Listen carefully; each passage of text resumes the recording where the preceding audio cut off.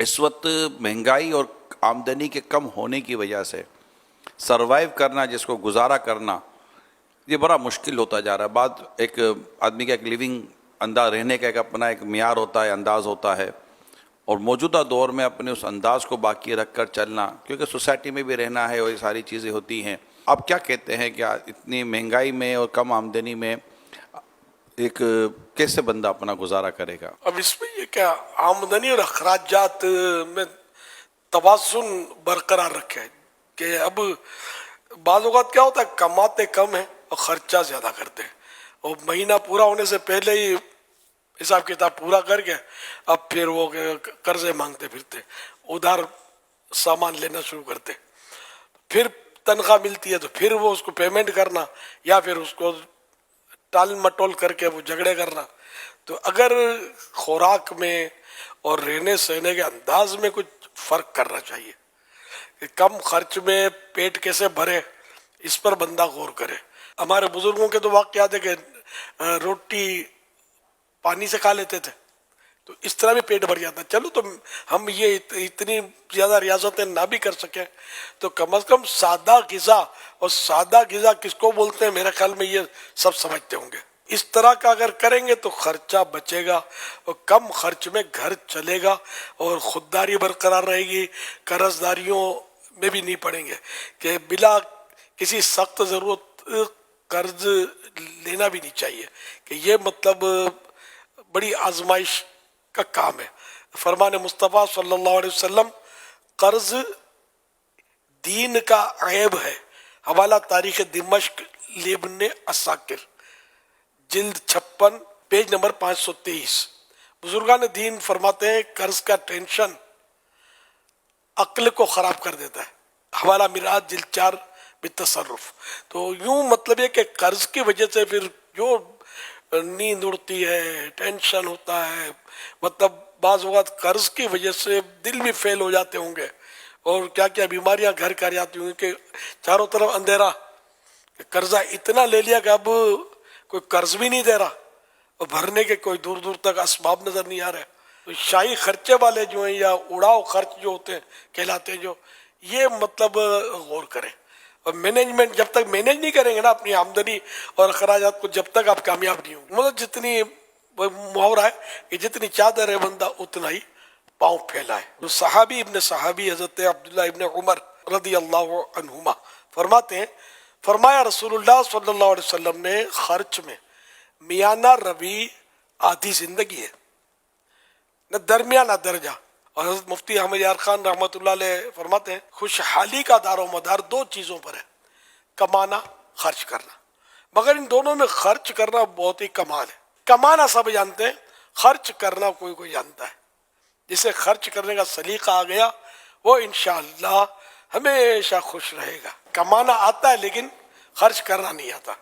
یہ بس وہ نہ کرنے کا خرچہ جہاں نہیں ہوتا وہاں بھی کرتے ہوتے. میں یہ بھی مشورہ دوں گا جو ایوریج فیملیز جو اس وقت سن رہی ہیں کہ آپ ہر تیسرے چوتھے مہینے اپنے بجٹ کو بیٹھ کر ڈسکس کیا کریں، کیونکہ 2-3 مہینوں میں نا کچھ ایکسٹرا چیزیں آنا شروع ہو جاتی ہیں. کچن کی ایکسٹرا آئٹم آنا شروع ہو جاتی ہیں، باتھ روم کے آئٹم آنا شروع ہو جاتی ہیں، کوئی صاف صفائی کی ایکسٹرا آئٹم آنا شروع ہو جاتی ہیں.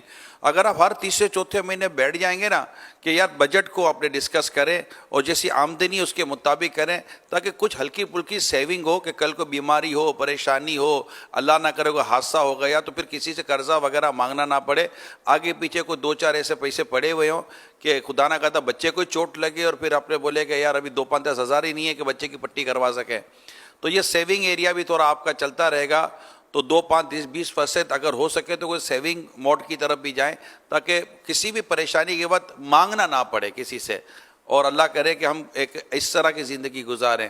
تو اس طرح کی کچھ اصولوں پر عمل کرنے کی کوشش کریں گے نا تو اور فیملی سپورٹ کرے ایک دوسرے کے ساتھ، اور فرمائشوں کو پروان نہ چڑھنے دیں، اور ضرورتوں کو جہاں بعضوں کا ضرورتیں پوری کرنے کے لیے ہوتا ہے. کہتے ہیں کہ انسان شروع میں ضرورت پوری کرنے کے لیے کماتا ہے، پھر سہولتوں کے لیے کماتا ہے، پھر آسائشوں کے لیے کماتا ہے، اور اس کی یہ لمٹ، یہ اس کی کوئی لمٹ نہیں ہے. بالکل. یہ جن کی ایک مہینہ پورا ہونے سے پہلے ختم ہو جاتا نا پیسہ، وہ سر جوڑ کے بیٹھے کہ آخر کیا وجہ ہے کہ یہ پورا کیوں نہیں پڑ رہا. تو یہ کئی خرچے ایسے ہوں گے کہ جس کو مائنس کر سکتے ہوں گے تو مائنس کر دیں تو پورا ہو جائے گا. ایک حدیث پاک میں جو خرچ میں میانہ روی کرے گا, بیلنس رکھے گا, وہ غریب نہ ہوگا.